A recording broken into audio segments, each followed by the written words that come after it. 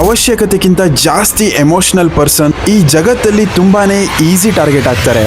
ನೀವು ಅನ್ಕೊಂಡಿದ್ದೀರಾ ನೀವು ತುಂಬಾನೇ ಒಳ್ಳೆಯವರು, ಅದಕ್ಕೆ ಎಲ್ಲಾ ಕಡೆ ನಿಮ್ಮ ಎಮೋಷನ್ಸ್ ನ ತೋರಿಸ್ತೀರಾ ಅಂತ. ಆದ್ರೆ ಇದೇ ಒಳ್ಳೆತನನ ಜನರು ನಿಮ್ಮ ವೀಕ್ನೆಸ್ ಅನ್ಕೋತಾರೆ. ನಿಮ್ಗೆ ಹರ್ಟ್ ಆದ್ರೆ ಎಕ್ಸ್ಪ್ಲೈನ್ ಮಾಡ್ತೀರಾ, ಪ್ರೂವ್ ಮಾಡೋಕೆ ಟ್ರೈ ಮಾಡ್ತೀರಾ. ಆದ್ರೆ ಆಪೋಸಿಟ್ ಅಲ್ಲಿರೋರು ನೋಟಿಸ್ ಮಾಡೋದು ಏನಂದ್ರೆ ನಿಮ್ಮನ್ನ ಕಂಟ್ರೋಲ್ ಮಾಡೋದು ತುಂಬಾನೇ ಈಸಿ ಅಂತ. ಯಾವತ್ತೂ ನೆನ್ಪಿಟ್ಕೊಳ್ಳಿ, ಎಮೋಷನ್ಸ್ ನ ಫೀಲ್ ಮಾಡಿ, ಆದ್ರೆ ನಿಮ್ಮ ಎಮೋಷನ್ಸ್ ನ ಯಾವುದೇ ಕಾರಣಕ್ಕೂ ಯಾರಿಗೂ ಶೋ ಮಾಡಬೇಡಿ.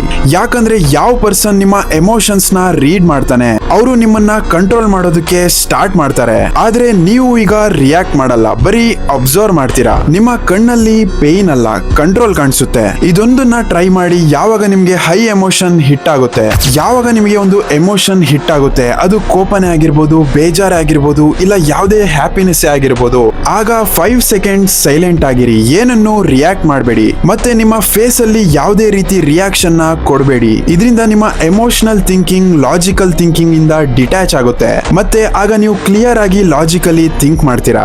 ನೀವು ಒಂದು ಪವರ್ಫುಲ್ ಪರ್ಸನಾಲಿಟಿನ ಬಿಲ್ಡ್ ಮಾಡಬೇಕು ಅಂದ್ರೆ ಫಾಲೋ ಮಾಡೋದನ್ನ ಮರಿಬೇಡಿ.